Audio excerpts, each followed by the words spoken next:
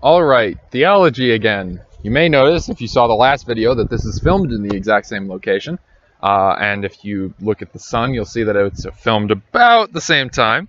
Well, you can't really see the sun, but you can see the reflections of light. Anyways, that will probably be a theme with these episodes.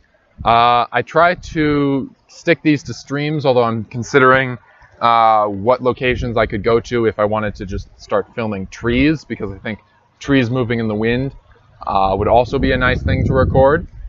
These streams seem about, when you see this many streams, you also see trees, but from the perspective of the videos, you're only seeing the streams, and I think they're starting to get a bit repetitive. Anyways, so from my perspective, I'm sitting in a very pleasant, natural area. Well, not exactly a natural area. We'll say a green area in a moderately public place. So, this is, well, you've already seen the intro to this series, but this episode, I'll be talking about change, theological change, and whether or not it is required, or whether or not how necessary it is, if it is required, and what it needs to adapt to. One thing I want to point out before we even do any of this is that a lot of people I know tend to view theology, or at least religion, which I explained in the last episode why those are two different things, or at least two different connected but not identical things. A lot of people think that at least religion is more or less a hindrance to change. And perhaps it is. I don't know if change is always necessary for the religion or for the theology. And if it's not, there's no particular reason for it to adapt to it. But I want to point out that a lot of people tend to believe reality based on science. And science, the problem with it is that the thing is, it's never reliable. Of course, I think something that a lot of people often bring up is the fact that it was scientific consensus for a long time that the world was flat. The problem is it wasn't.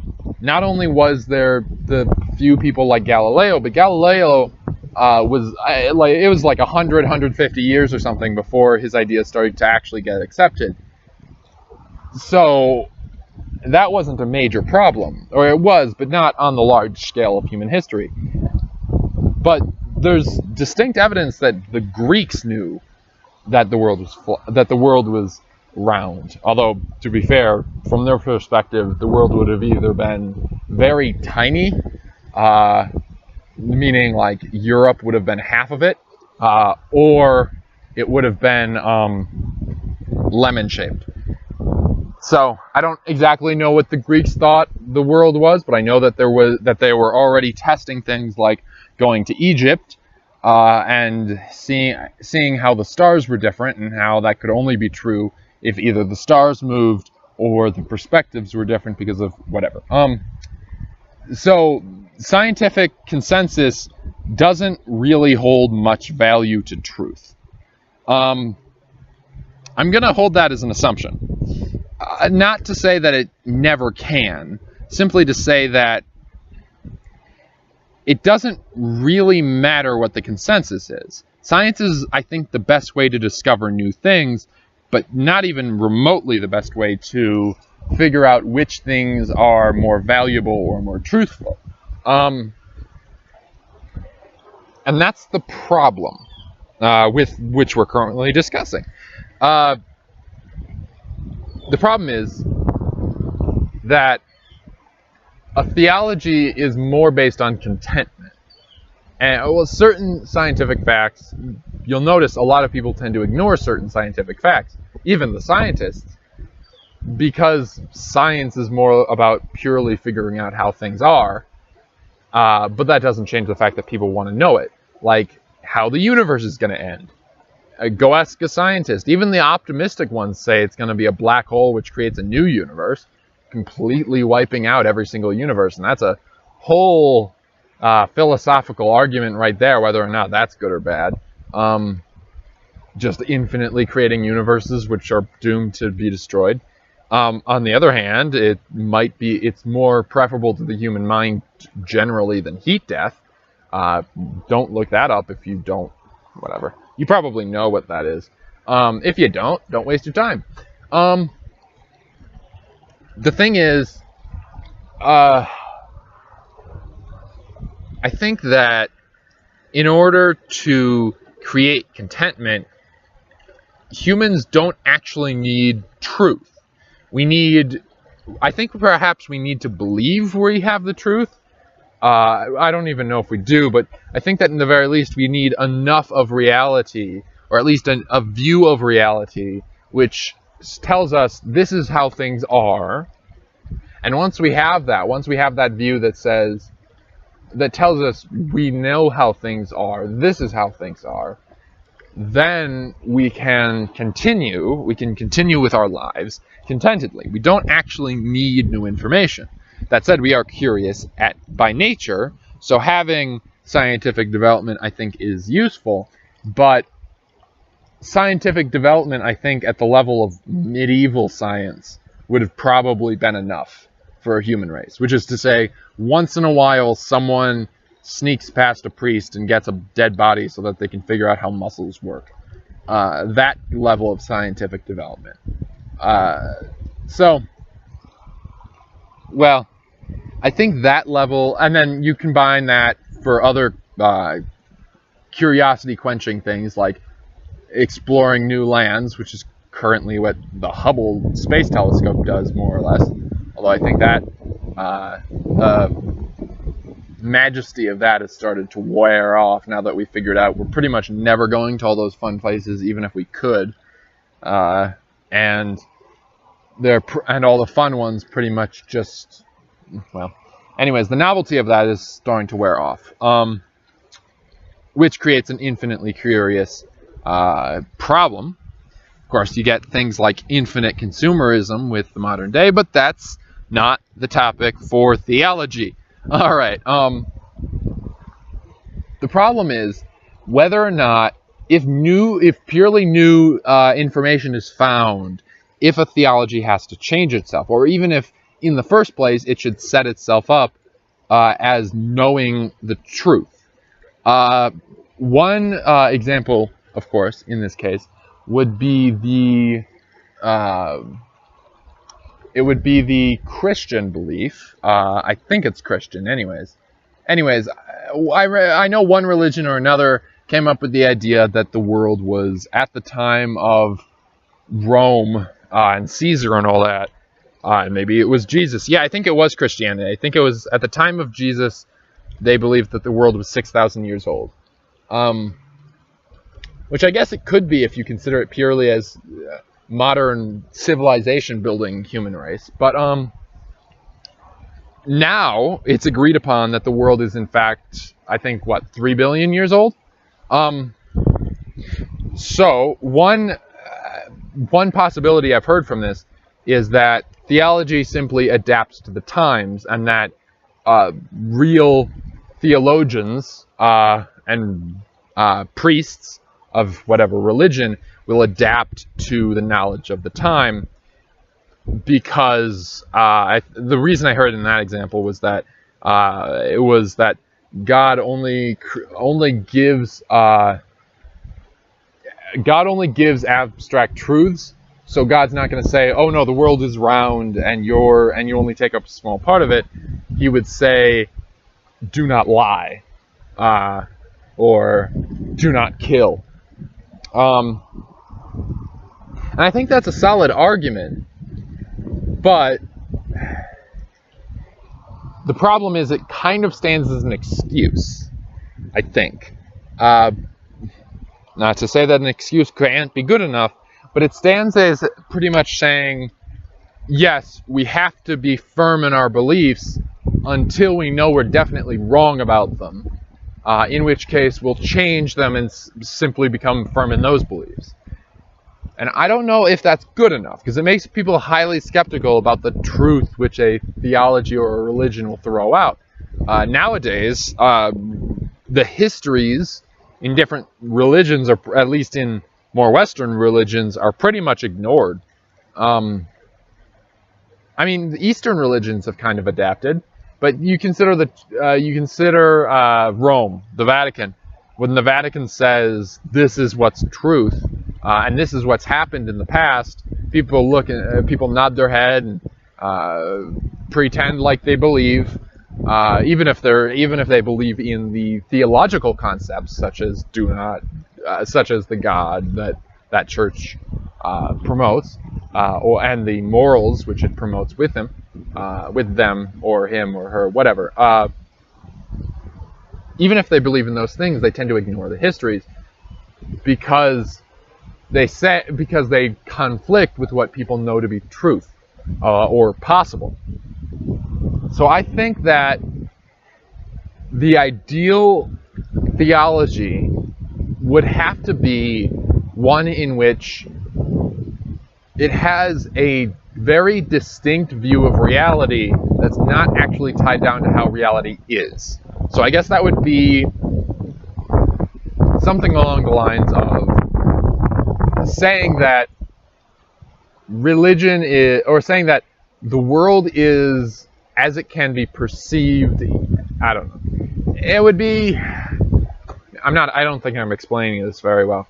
But the ideal theology would be one in which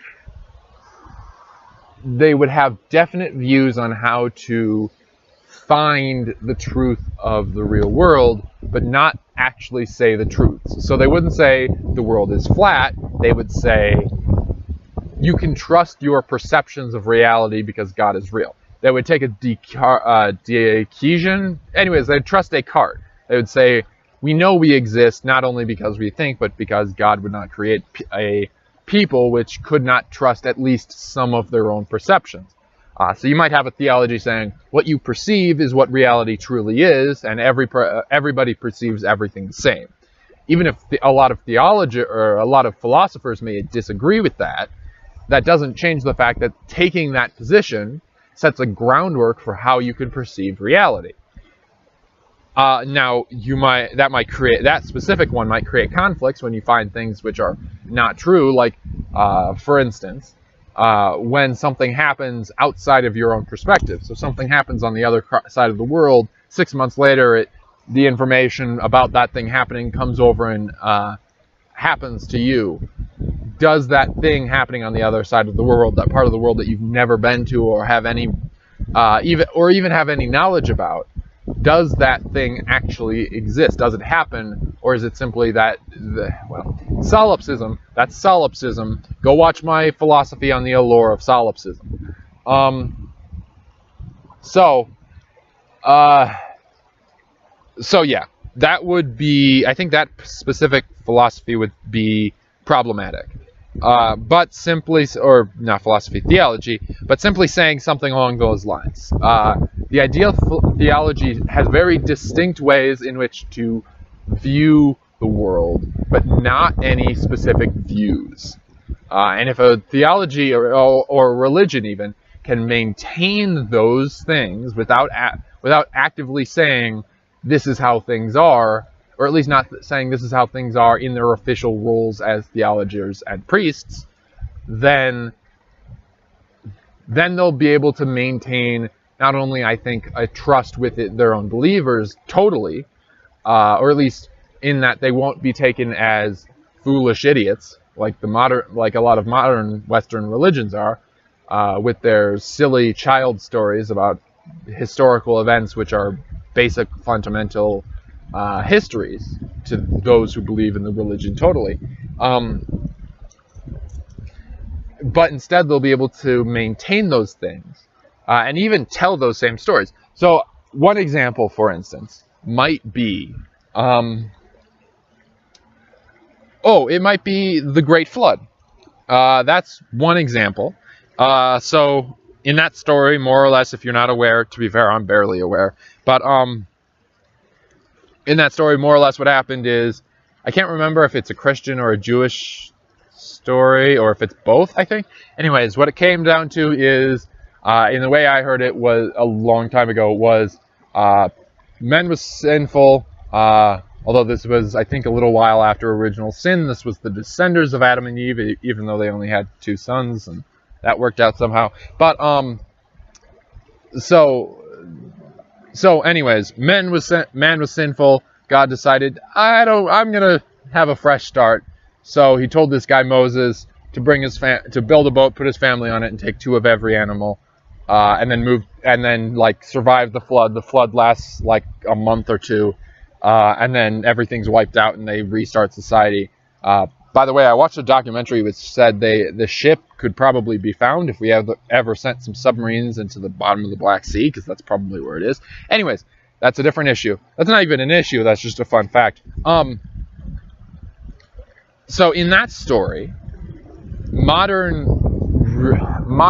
belief about reality would have problems with about 100 different parts of that story. Even setting aside the basic one of existence of God, which science can't deny or prove.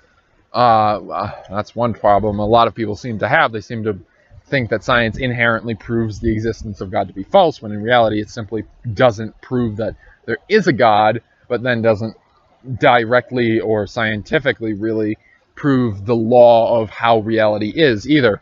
The Big Bang is a theory, I'll remind you. Gravity is a theory too, but it's more of a law than a theory. Anyways, I'm not a scientist. I could be completely wrong. But modern views on how reality is would have lots of problems with that. But if you view it from the perspective of this isn't true, but if you view it from the perspective of this is what Moses thought happened with his own perceptions, then it makes perfect sense.